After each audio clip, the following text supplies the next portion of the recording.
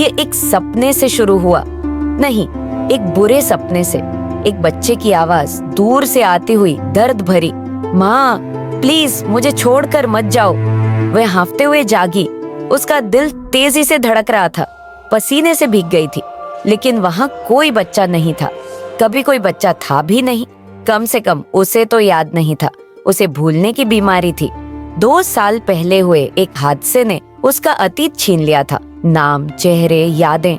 लेकिन ये सपने, ये बहुत असली लगते थे। हर रात बच्चे की आवाज और तेज होती जा रही थी। माँ, तुम मुझे क्यों नहीं याद कर रही? क्या वह किसी को भूल रही थी? क्या उसका कोई बच्चा था? ये सोच उसके दिमाग से नहीं जा रही थी। उसने खोजबीन शुरू कर दी। पुराने जर्नल, तस्वीरें, कुछ भी जो उसे यह साबित कर सके कि वह पागल नहीं हो रही थी। लेकिन बच्चे की कोई तस्वीर नहीं थी, कोई अस्पताल का रिकॉर्ड नहीं था, कोई खिलौने या कपड़े भी नहीं थे, कुछ भी नहीं। वह आईने में खुद को देखती रही, सिंक को कसकर पकड़ते हुए बोली, क्या मैं पागल हो रही हूँ? फिर उसे वह पेंटिंग मिली। अटारी में छिपी हुई थी एक पुरानी धुंधली पेंटिंग, जिस पर छोटे छोटे हाथों के निशान थे। एक घर, एक झूला और कोने में एक छोटी सी स्टिक फिगर जिसकी आंखें चमकीली नीली थीं, ठीक उसकी तरह। उसके ऊपर कांपते हुए अक्षरों में लिखा था, माँ और मैं। उसकी सांस रुक गई। एक हल्की सी याद उभरी, हंसी। उसकी गर्दन के चारों ओर लिपटी नन्ही बाहें, रात को गाई गई एक लोरी। लेकिन उसने ये सब क्यों भुला दिया?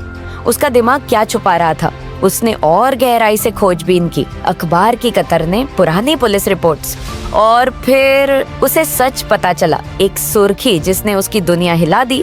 भयावह आग में 4 साल के बच्चे की मौत। माँ बची लेकिन भूलने की बीमारी से ग्रस्त। नहीं, ये सच नहीं हो सकता। लेकिन नाम, उसका नाम, उसके बेटे का नाम वहीं लिखा था। वह असली था और उसने उसे भुला दिया था। यादें तूफान की तरह लौट आईं। वह आग, धुआं, उसकी चीखें। उसका दिमाग दर्द से बचाने के लिए सब भुला चुका था। माँ, मुझे छोड़कर मत जाओ। ये सिर्फ सपना नहीं था, ये एक याद थी। वह जमीन पर गिर पड़ी, पेंटिंग को सीने से लगाकर रोने लगी।